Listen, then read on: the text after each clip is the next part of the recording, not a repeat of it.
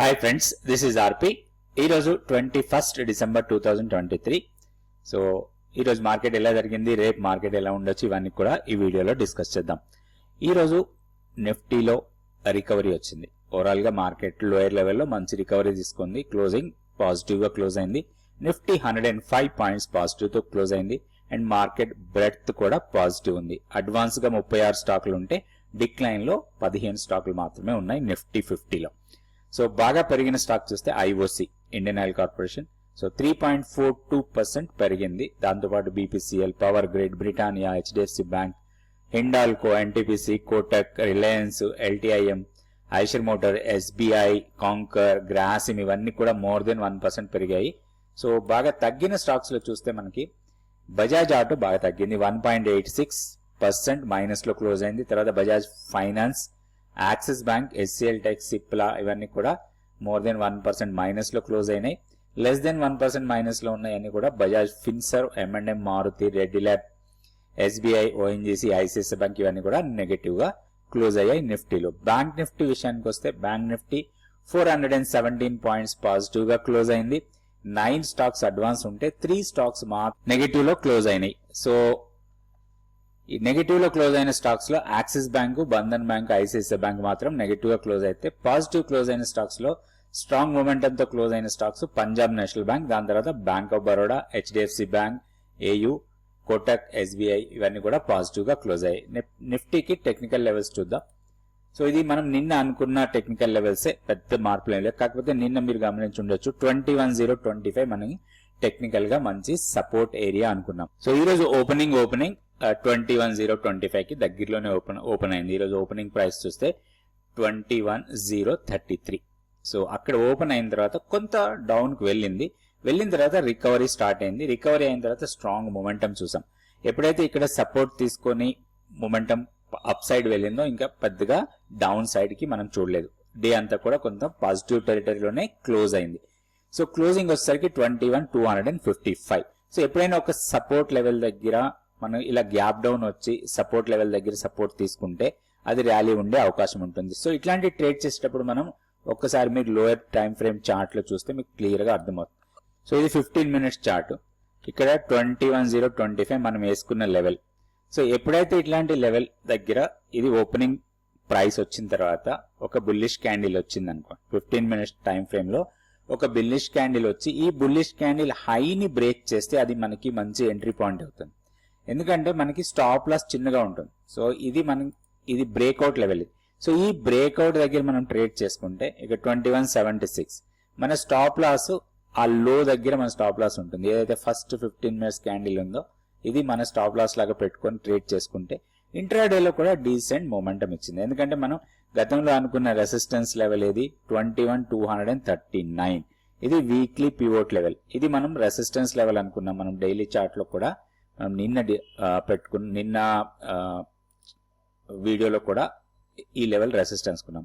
So intraday అప్పుడు ఇది profit booking కింద తీసేసుకోవచ్చు. అయితే ఇప్పుడున్న లెవెల్స్ ప్రకారం మనకి కొంచెం నిఫ్టీ కొంత రేంజ్ బౌండ్ ట్రేడింగ్ జరగచ్చు రాబోయే రోజుల్లో. ఒకటి ఏంటంటే రేపు ఫ్రైడే మనకి వీకెండ్, తర్వాత మండే హాలిడే, తర్వాత 2 days కి మళ్ళీ మనకి F&O మంత్లీ ఎక్స్పైరీ ఉంది. సో ఇవన్నీ దృష్టిలో పెట్టుకుంటే కొంచెం ఇంట్రాడేలో వొలటాలిటీ కొంత ఎక్కువ ఉండొచ్చు రాబోయే రోజుల్లో. సో ఓవరాల్ గా హెవీ మొమెంటం ఉండకపోవచ్చు మార్కెట్ లో. ఒక రేంజ్ బౌండ్ ట్రేడింగ్ జరిగే అవకాశాలే చాలా ఎక్కువ ఉన్నాయని చెప్పుకోవచ్చు. ఒకవేళ గ్యాప్ అప్ ఓపెన్ అయినా కానీ మళ్ళీ 21,510 నుంచి 520 అది మనకి రెసిస్టెన్స్ ఏరియా లాగానే ఉంటుంది.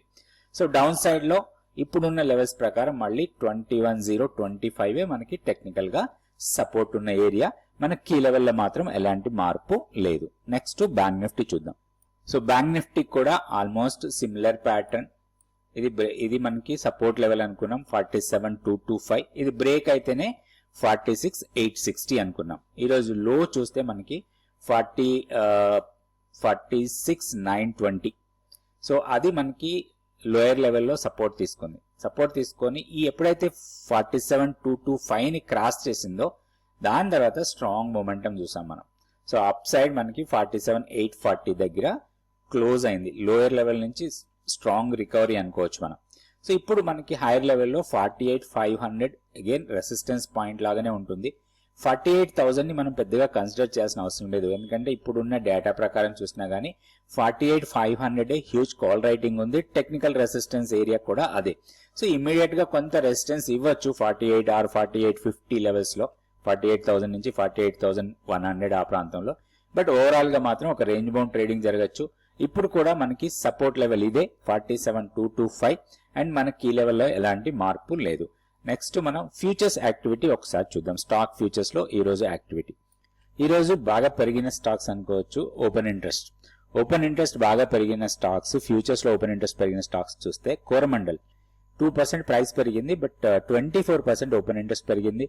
హిందుస్థాన్ కాపర్ స్టాక్ లో డీసెంట్ ర్యాలీ ఈ రోజు 10.4% ప్రైస్ పెరిగి దాంతోపాటు 13% ఓపెన్ ఇంట్రెస్ట్ పెరిగింది. తర్వాత అపోలో హాస్పిటల్, ఆరో ఫార్మా, ఐఆర్సిటిసి ఇవన్నీ కూడా ఓపెన్ ఇంట్రెస్ట్ పెరుగుతూ ప్రైస్ పెరిగిన స్టాక్స్. జనరల్ గా మనం ఎక్స్పైరీకి దగ్గరలోకి వస్తున్నాం కాబట్టి షార్ట్ కవరింగ్ స్టాక్స్ సెలెక్ట్ చేసుకుంటే మనకి కొంత యూస్ఫుల్ గా ఉంటుంది. ఏవైతే స్టాక్స్ లో షార్ట్ కవరింగ్ జరుగుతుందో దాంట్లో కొంచెం మొమెంటం ఉండే అవకాశాలు ఎక్కువ ఉంటాయి. మనం ఒకసారి అది చూద్దాం. సో నిన్న ఫాల్ అయిన స్టాక్స్ లో చాలా స్టాక్స్ లో షార్ట్ కవరింగ్ జరిగింది ఈ రోజు. దాంట్లో మెయిన్ గా చూస్తే కోల్ ఇండియాలో ఈ రోజు షార్ట్ కవరింగ్ జరిగింది. తర్వాత Power Grid, Delta Corp, Bosch, GNFC, PI Industries, India Mart వీటన్నిటిలో కూడా కొంత షార్ట్ కవరింగ్ జరుగుతూ ఉంది. అంటే ఓపెన్ ఇంట్రెస్ట్ తగ్గుతూ ఉంది, దాంతో పాటుగా ప్రైస్ పెరుగుతూ ఉన్నాయి. ఈ స్టాక్స్ లో కూడా మనం రాడార్ లో పెట్టుకొని మనం చూడొచ్చు. మనం ప్రతిరోజు 2 స్టాక్స్ కి టెక్నికల్ గా లెవెల్స్ చూస్తున్నాం. ఈ రోజు 2 స్టాక్స్ ని తీసుకొని వాటికి టెక్నికల్ గా లెవెల్స్ చూద్దాం. ఫస్ట్ స్టాక్ వచ్చి అరవిందో ఫార్మా, ఆరో ఫార్మాలో 2 రకాలుగా మనకి టెక్నికల్ గా కనబడుతుంది. చూద్దాం ఒకసారి చార్ట్. సో ఈ స్టాక్ సెలెక్ట్ చేసుకోవడానికి 2 కారణాలు ఉన్నాయి. ఒకటి ఏంటంటే మనం ఫ్యూచర్స్ డేటా చూసినప్పుడు ఓపెన్ ఇంట్రెస్ట్ పెరుగుతూ ప్రైస్ పెరిగిన స్టాక్, అదేవిధంగా వాల్యూమ్ పరంగా చూసినప్పుడు కూడా హ్యూజ్ వాల్యూమ్ తో ఈ రోజు ట్రేడ్ అయిన స్టాక్. ఈ 2 రీజన్స్ తో ఈ సెలెక్ట్ చేసుకున్నాము ఈ స్టాక్ ని. అయితే ఇక్కడ ఒకటి స్టాక్ ని గమనిస్తే కొన్ని రోజులు కన్సాలిడేట్ అయింది. సో ఇది కన్సాలిడేషన్ జోన్. సో 995 నుంచి 1060 అనుకోవచ్చు. 1060 వరకు చాలా రోజులు కన్సాలిడేట్ అయింది. ఇక్కడ మనం చూస్తే నవంబర్ 20th దాదాపు 1 మంత్ అనుకోవచ్చు. మనం 1 మంత్ కన్సాలిడేట్ అయిన తర్వాత ఈ రోజు నిన్న బ్రేక్అవుట్ ఇచ్చింది కానీ సస్టైన్ కాలేదు. నిన్న ఓవరాల్ మార్కెట్ డౌన్ తోని నిన్న డౌన్ అయింది. బట్ ఈ రోజు మాత్రం స్ట్రాంగ్ సపోర్ట్ తీసుకుంది లోయర్ లెవెల్లో. ఈ టోటల్ గా ఈ కన్సాలిడేషన్ ఏరియాకి లోయర్ లెవెల్ ఏదైతే ఉందో 995 ఆ లెవెల్స్ కన్నా కొంచెం దగ్గరలో సపోర్ట్ తీసుకున్న తర్వాత స్ట్రాంగ్ మూమెంటం చూసాం. అండ్ వీక్లీ పివోట్ కన్నా పైకి వెళ్ళిపోయింది అండ్ ఆల్ మూవింగ్ యావరేజెస్ ని క్రాస్ చేసింది. ఈ కన్సాలిడేట్ ఏరియాని క్రాస్ చేసింది. సో ఇప్పుడు మనకి దీంట్లో ఒక మంచి ఆపర్చునిటీ కింద తీసుకోవచ్చు.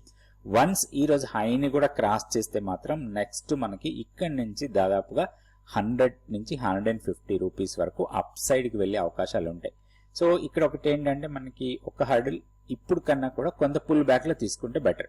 1092 ఉంది. సో 1092 నుంచి కొంత పుల్ బ్యాక్ వచ్చిందండి. ఒక 20-30 రూపీస్ డౌన్ సైడ్ కి వస్తే మనకు ఒక మంచి ఎంట్రీ పాయింట్ ఉండొచ్చు. అయితే ఒకటి 1100 దగ్గర కొంత కాల్ రైటింగ్ హెవీగా ఉంది కాబట్టి కొంచెం ఆ ఏరియా మనకి ట్రబుల్ చేయొచ్చు.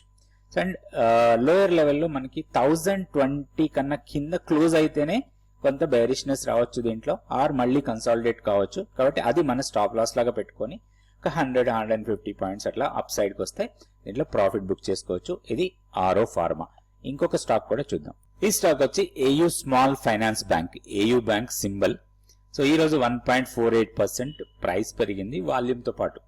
సో వాల్యూమ్ కూడా డీసెంట్ వాల్యూమ్ ఉంది. ఈ రోజు మనం ట్రేడింగ్ చూస్తే almost 20-day exponential moving average దగ్గర సపోర్ట్ తీసుకుంది. ఈ రోజు లో అదే 20-day ఎక్స్పోనెన్షియల్ మూవింగ్ యావరేజ్. నిన్న ఓవరాల్ గా మార్కెట్ ఫాల్ అయినా కానీ ఈ స్టాక్ లో మాత్రం పాజిటివ్నెస్ ఉంది. అండ్ ఇంకొకటి స్మాల్ కరెక్షన్ ఇచ్చింది. ఈ వేవ్ చూస్తే మనకి ఈ లెవెల్ ఏదైతే ఉందో, సో ఇక్కడ నుంచి ర్యాలీ వెళ్ళిన తర్వాత ఒక చిన్న డౌన్ టిక్ ఇచ్చింది, తర్వాత మళ్ళీ అప్, ఆ తర్వాత మళ్ళీ ఒక చిన్న కరెక్షన్. సో ఇప్పుడు మళ్ళీ ఇది అప్. ఈ అప్ సైడ్ చూసినప్పుడు మనకి ఈ 3 days అబ్జర్వ్ చేస్తే ఎవ్రీడే హైయర్ లోస్ ఫామ్ అవుతున్నాయి. సో ఈ రోజు కూడా కొంచెం హైకే వెళ్ళింది, ఓన్లీ లోస్ అన్ని కూడా లోయర్ లోసే ఉన్నాయి. సో ఇప్పుడు దీంట్లో మనకి ఒక ఆపర్చునిటీ రావచ్చు. మేబీ ఈ లెవెల్స్కి వస్తే ఒక ఎంట్రీ పాయింట్ తీసుకోవడానికి అవకాశం ఉంది. అరౌండ్ 760, ఇప్పుడు 771 దగ్గర ఉంది. చిన్న ఇంట్రాడే పుల్ బ్యాక్ వస్తే మాత్రం దాన్ని ఒక ఆపర్చునిటీ లాగా తీసుకోవచ్చు. 752 కన్నా కిందకి వెళ్తే వీక్లీ పివోట్ ని బ్రీచ్ చేసినట్టు అవుతుంది, అది మన స్టాప్ లాస్ అనుకోవచ్చు. హైయర్ లెవెల్లో 785 నుంచి 790 జోన్ ఏదైతే ఉందో అది కొంత సప్లై జోన్ ఇక్కడ. సో ఈ సప్లై జోన్ లో కొంత హాల్ట్ అయ్యే అవకాశం ఉంది. మనం షార్ట్ టర్మ్ ట్రేడింగ్ చేసేటప్పుడు ఇట్లాంటి సప్లై జోన్ లోకి వచ్చి ఒక బేరిష్నెస్ కనబడితే అక్కడ మనం ప్రాఫిట్ బుక్ చేసుకోవచ్చు. ఇది ఏయూ స్మాల్ ఫైనాన్స్ బ్యాంక్. రేపు వీడియోలో మళ్ళీ 2 stocks Nifty, bank Nifty levels చూద్దాం. థ్యాంక్ యూ అండి. Thank you so much for watching this video.